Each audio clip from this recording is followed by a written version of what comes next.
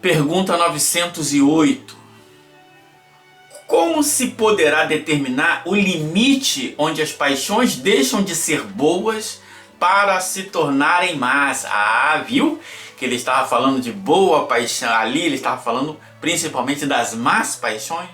Mas existem as boas paixões e as más paixões. As paixões são como um corcel que só tem utilidade quando governado, e que se torna perigoso quando passa a governar. Uma paixão se torna perigosa a partir do momento em que deixais de poder governá-la e que dá em resultado um prejuízo qualquer para vós mesmos ou para outrem. É aquela questão que nós estamos falando aqui do vício. Ora, ele buscou o prazer. O problema é que o prazer começou a dominar as suas ações, os seus desejos. Ele deixa de fazer aquilo que é útil a si mesmo e aos próximos para viver o prazer. Esse que é o problema. Então a pessoa tem uma paixão, por exemplo, um contentamento íntimo ao soltar um balão. Soltar um balão é alguma coisa do ponto de vista natural ruim? Não. Mas ele tem um contentamento íntimo.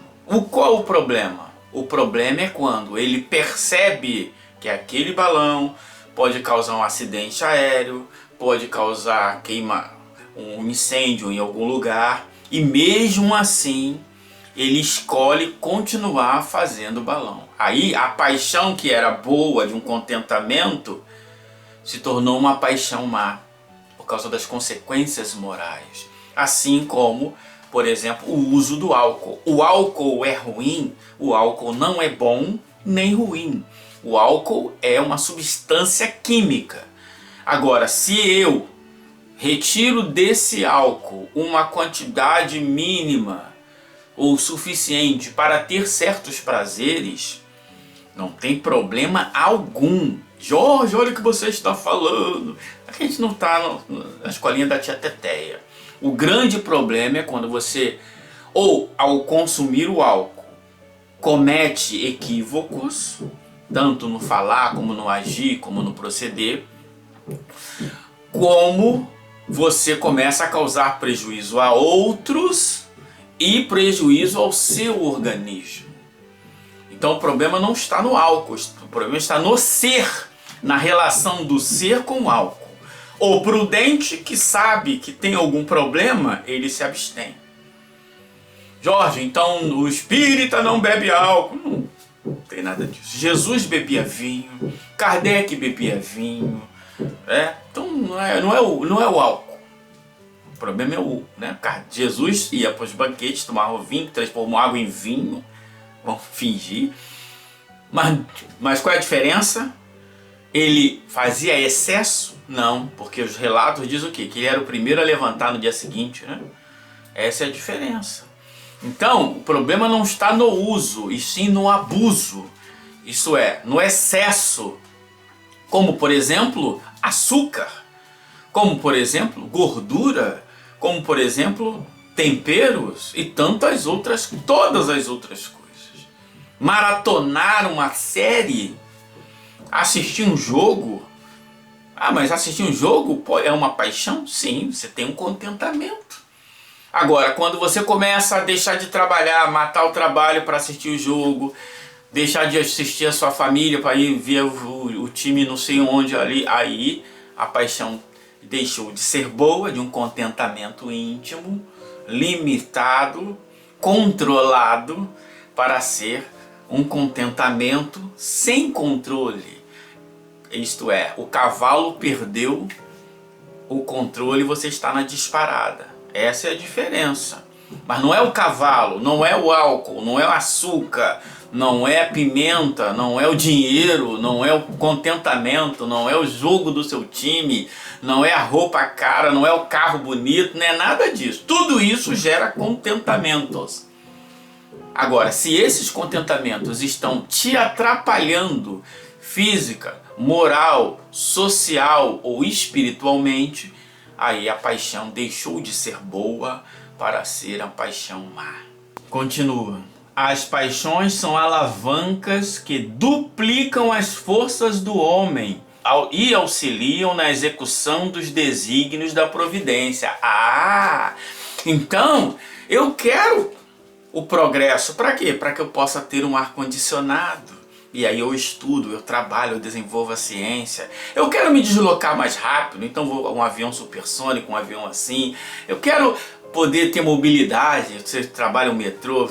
Então, as paixões, o desejo de você comer melhor, de dormir melhor, de viver melhor, elas podem te levar a boas coisas. O problema está quando isso perde o equilíbrio. É exatamente isso que ele está falando ali. As paixões nos auxiliam na execução dos desígnios da providência. Então tudo, providência é tudo. Providência é tudo. São os desígnios da providência. E quais são os desígnios da providência? Nos levar à felicidade. Mas, se em vez de dirigir, deixa que elas o dirijam, cai o homem nos excessos e a própria força que, manejada pelas suas mãos, poderiam produzir o bem, contra ele se volta e o esmaga. É por isso que a gente vê pessoas viciadas em drogas de posses, que você chega na casa da pessoa, ela está dormindo numa cama de jornal, porque a paixão já levou ao extremo. Então o problema, o vício é quando se torna destrutivo, como as consequências são ruins. Trabalho é toda ocupação útil. Então, se eu estou me ocupando e está sendo útil para mim ou para o próximo, não tem problema nenhum. Agora, quando começa a prejudicar meu corpo, quando começa a prejudicar minhas relações, quando começa a prejudicar os outros, aí é um vício, é uma paixão má. Então o problema não está na matéria, está na relação que estabelecemos com a matéria. Todas as paixões têm seu princípio num sentimento ou necessidade natural. Olha lá. Como assim? Ué, o prazer de comer. Por quê? A providência estabeleceu que ao prover o alimento do meu corpo, o meu corpo vai me recompensar com certas sensações boas. Comi, ai que beleza, estou saciado, estou com a bexiga cheia, vou aliviar, aí você sente um prazer. Estou reproduzindo, estou duplicando a espécie, perpetuando a espécie pelo sexo, vem um prazer.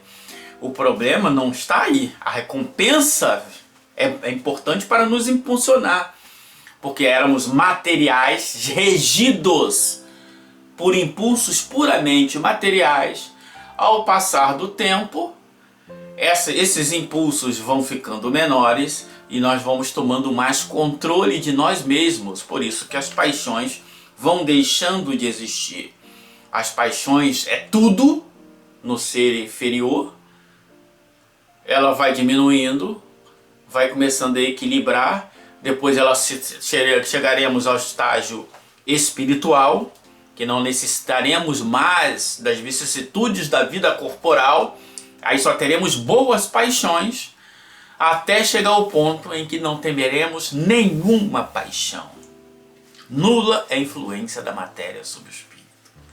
Que bonito. A paixão propriamente dita é a exageração de uma necessidade ou de um sentimento. Olha lá, de uma necessidade ou de um sentimento. Como assim de um sentimento? Porque o sentimento é um pensamento que tem envolto em fluidos de qualidades que podem ser boas ou má.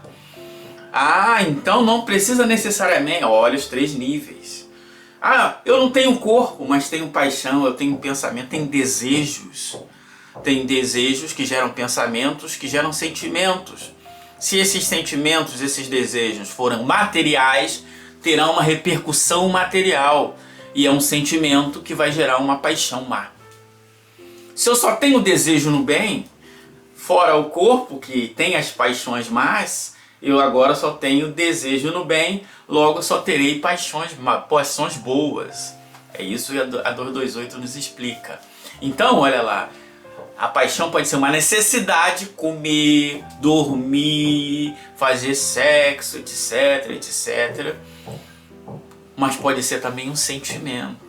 Ah, eu quero tanto, eu gosto de fulano, aí o meu egoísmo exige que ela esteja ao meu lado. E aí eu tenho esses pensamentos de egoísmo, porque você quer tolir o livre-arbítrio do outro. Esse sentimento vai trazer fluidos de qualidade não tão boa e você vai cair no sentido de vai se sentir depressivo, vai se sentir para baixo, sorumbático, vai se sentir melancólico e assim vai, né? Então, ó, a paixão está no excesso e não na causa. A paixão está no excesso e não na causa. Isso é, está na relação. E este excesso se torna mal quando tem por consequência um mal qualquer. Então a paixão ela se torna má quando ela tem qualquer consequência má. Então, eu amo fulano, é uma paixão boa. Mas eu quero que fulano viva comigo, é uma paixão má. Eu amo fulano, é uma paixão boa. Mas eu não quero que fulano goste de outro, é uma paixão má. Eu amo o Flamengo, é uma paixão boa. Eu não quero que o Flamengo perca para ninguém, é uma paixão má. Eu amo ter carro, é uma paixão boa. Eu quero sacrificar os meus para ter o carro do ano, é uma paixão má. E tantas outras aplicações, desde que eu entendo o mecanismo, eu consigo aplicá-lo em qualquer circunstância. Toda paixão que aproxima o homem da natureza animal afasta-o da natureza espiritual. Então a paixão má, ela gera fluidos de qualidades ruins que nos aproxima, isto é, nos prende à natureza animal. E o contrário são as paixões que nos levam para a natureza espiritual. Por isso que a diferença entre boa e má paixão. Não existe a não paixão, a não ser dos puros. Assim como bem e mal sofrer. Não existe o não sofrer, a não ser nos mundos dos espíritos bons e puros. Então, entender o fenômeno em vez de ficar na cartilhazinha da tia Teteia. Todo sentimento que eleva o homem acima da natureza animal denota predominância do espírito sobre a matéria e o aproxima da perfeição.